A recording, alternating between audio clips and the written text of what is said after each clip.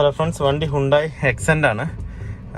വണ്ടി 62,000 കിലോമീറ്റർ ഓടിയിട്ടുള്ളൂ. വണ്ടി ഇപ്പോൾ കംപ്ലൈൻറ്റ് എന്ന് പറഞ്ഞു കഴിഞ്ഞാൽ ക്ലച്ച് ഭയങ്കരമായിട്ട് റേസ് ആവുകയാണ്. ക്ലച്ച് നല്ല ടൈറ്റും ഉണ്ട്. നമുക്ക് ഒരു മേടൊക്കെ കയറണം എന്നുണ്ടെങ്കിൽ ഭയങ്കര പ്രയാസമാണ്. നമ്മൾ സെക്കൻഡ് ഗിയർ ഇട്ടൊക്കെ വലിപ്പിച്ചാലും വണ്ടി കയറില്ല. വണ്ടി എഞ്ചിൻ മാത്രം ഓന്ന് പറഞ്ഞ് റേസ് ആയിക്കൊണ്ടിരിക്കും. ഒട്ടും തന്നെ വണ്ടി കയറുന്നില്ല. അത് മാത്രം നല്ല ടൈറ്റും ഉണ്ട് ക്ലച്ചിൻ്റെ പെഡൽ എന്ന് പറഞ്ഞത്. ക്ലച്ച് സെറ്റ് കംപ്ലീറ്റ് ആയിട്ട് പോയതാണ്. അപ്പോൾ എന്തായാലും നമുക്ക് ക്ലച്ച് സെറ്റ് മാറണം. ഇത് കമ്പനി സർവീസ് കഴിഞ്ഞ ദിവസം ചെയ്തിട്ട് വന്നിട്ടുണ്ട്. അവിടെ നിന്ന് കൊട്ടേഷൻ കൊടുത്തതാണ് ക്ലച്ച് മാറാനായിട്ട്. അപ്പോൾ കസ്റ്റമർ അവിടെ മാറണ്ടെന്ന് പറഞ്ഞാൽ നമ്മുടെ അടുത്ത് കൊണ്ടുവന്നിരിക്കുകയാണ്. അപ്പോൾ നമുക്ക് ഇതിൻ്റെ ക്ലച്ച് സെറ്റ് കംപ്ലീറ്റ് ആയിട്ട് മാറാം. പെട്രോൾ വേരിയൻ്റാണ്. ഏകദേശം 3 ചില്ലറ 4 രൂപേൻ്റെ അടുത്ത് വരുള്ളൂ പാർട്സിന് എല്ലാം കൂടിയിട്ട്. Clutch, disc, cover, release bearing എല്ലാം കൂടിയിട്ട് ഒരു 4 രൂപയുടെ അടുത്ത് വരും. പ്ലസ് ലേബറും വരും. എന്തായാലും നമ്മൾ നോക്കിയിട്ട് ചെയ്യാം. പിന്നെ കസ്റ്റമർക്ക് ഒരു സ്റ്റിയറിങ്ങിൻ്റെ അടിയിൽ നിന്ന് ഒരു ചെറിയൊരു കംപ്ലയിൻ്റ് ഉണ്ട്, ഒരു സൗണ്ട് വരുന്നുണ്ടെന്ന് പറയുന്നുണ്ട്. അത് നമുക്ക് ചെക്ക് ചെയ്ത് നോക്കാം. എന്തായാലും നമുക്ക് കയറ്റിയിട്ട് ഒന്ന് ക്ലച്ച് അഴിച്ച് നോക്കാം. എന്ത് കണ്ടീഷനിലാണ് ഉള്ളിൽ കിടക്കണം എന്നുള്ളത് ഞാൻ കാണിച്ചു തരാം. കംപ്ലയിൻറ്റ്, കസ്റ്റമർക്ക് കംപ്ലയിൻറ്റ് ക്ലച്ച് പെഡൽ ടൈറ്റും അതുപോലെ തന്നെ റേസ് ആകുന്ന കംപ്ലയിൻ്റ് ആണ്. നമുക്ക് നോക്കാം എന്തായാലും അഴിച്ചിട്ട്. ഓക്കെ, അപ്പോൾ ഗിയർ ബോക്സ് കംപ്ലീറ്റ് ആയിട്ട് ഇറക്കിയിട്ടുണ്ട്. ഇറക്കിയതിൽ അല്ലേ ക്ലച്ച് ഡിസ്ക് വൺ സൈഡ് വലിയ കുഴപ്പമില്ല, പക്ഷേ മറ്റേ സൈഡ് കംപ്ലീറ്റ് ആയിട്ട് തേഞ്ഞു പോയി. ഇല്ല, ഫുള്ള് തേഞ്ഞു. അതുകൊണ്ടാണ് എത്രയും നമുക്ക് റേസിങ് വന്നത്. മാത്രമല്ല ഇതിൽ വണ്ടി വരുമ്പോൾ ഉണ്ടായിരുന്ന ഒരു ക്ലച്ച് ഡിസ്ക് തന്നെയാണ് ഇതിനകത്ത് കിടക്കുന്നത്. അതുകൊണ്ടാണ് അത്രയും ഹാർഡും ഇതിനകത്ത് പെഡലിനകത്ത് വന്നത്. ഫിംഗർ ഇതുവരെ മാറ്റിയിട്ടില്ല സംഗതി. അതുകൊണ്ടാണ് അത്രയും ഹാർഡ് വന്നത്. ഇപ്പോൾ നമ്മൾ മാറ്റുമ്പോൾ പക്ക സ്മൂത്തായിരിക്കും എന്ന് പറഞ്ഞാൽ പക്ക സ്മൂത്തായിരിക്കും. ക്ലച്ചാണെന്നുണ്ടെങ്കിൽ, റിലീസ് ബെയറിംഗ് ആണെന്നുണ്ടെങ്കിൽ നല്ലോണം തേയ്മാനം സംഭവിച്ചിട്ടുണ്ട്. ഇതല്ലേ, മാത്രമല്ല സൗണ്ട് വന്നില്ല. ഇത്രത്തോളം സൗണ്ടും അതിനകത്ത് വരുന്നുണ്ട്. ഇപ്പോൾ നമ്മൾ എടുത്തിരിക്കുന്നത് ക്ലച്ച് തന്നെയാണ് എടുത്തിരിക്കുന്നത്. ഇതാണ് ക്ലച്ച് ഡിസ്ക് വരുന്നത്. ഇത്രയും തിക്നെസ് ഇതിനകത്ത് വരുന്നുണ്ട്.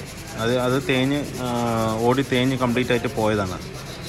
അതുപോലെ ക്ലച്ചിൻ്റെ പ്രഷർ പ്ലേറ്റ് രണ്ടും തന്നെയാണ് നമ്മൾ എടുത്തിരിക്കുന്നത്. ഒറിജിനൽ നമുക്ക് വരുന്നത് ക്ലച്ച് കവറിന് 1175 രൂപയും ക്ലച്ച് ഡിസ്കിന് വന്നിട്ട് 1449 രൂപയാണ് വരുന്നത്. പെട്രോൾ വണ്ടി ആയതുകൊണ്ട്, ഡീസൽ വണ്ടിയാണെന്നുണ്ടെങ്കിൽ നല്ല റേറ്റ് വരും. അത്യാവശ്യം നല്ല റേറ്റ് ഉണ്ട്.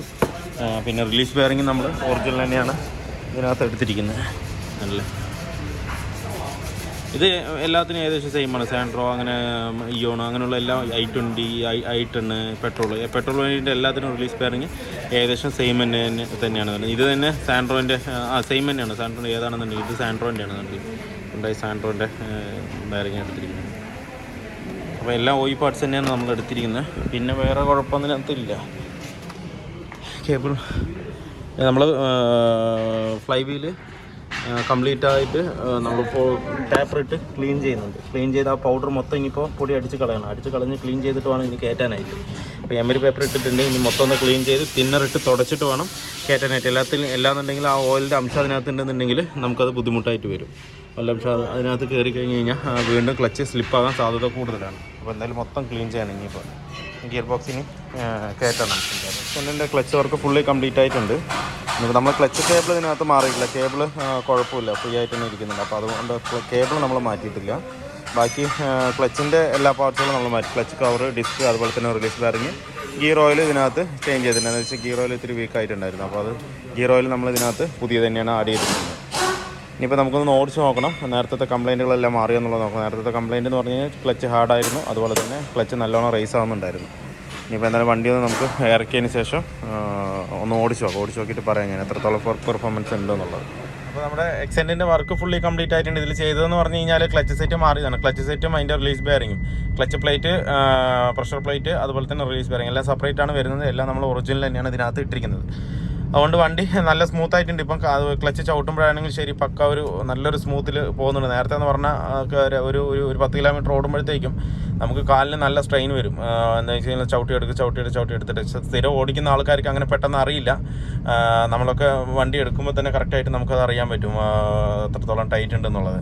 ഇപ്പോൾ അത് പക്ക സ്മൂത്ത് ആയിട്ടുണ്ട് ക്ലച്ചിൻ്റെ കാര്യം. പിന്നെ സ്റ്റിയറിങ്ങിൻ്റെ സൗണ്ട് പറഞ്ഞിട്ടുണ്ടായിരുന്നു കസ്റ്റമർ. അത് നോക്കുമ്പോൾ സ്റ്റിയറിങ് ഇൻ്റർമീഡിയറ്റിൻ്റെ അവിടെ നിന്നാണ് സൗണ്ട് വന്നുകൊണ്ടിരിക്കുന്നത്. അത് നോക്കിയിട്ട് പിന്നെ ചെയ്യാന്നുള്ള രീതിക്കാണ് കസ്റ്റമർ പറഞ്ഞത്. അപ്പോൾ നമ്മൾ ഈ വർക്ക് മാത്രം ഇപ്പോൾ കംപ്ലീറ്റ് ആക്കിയിട്ടുണ്ട്.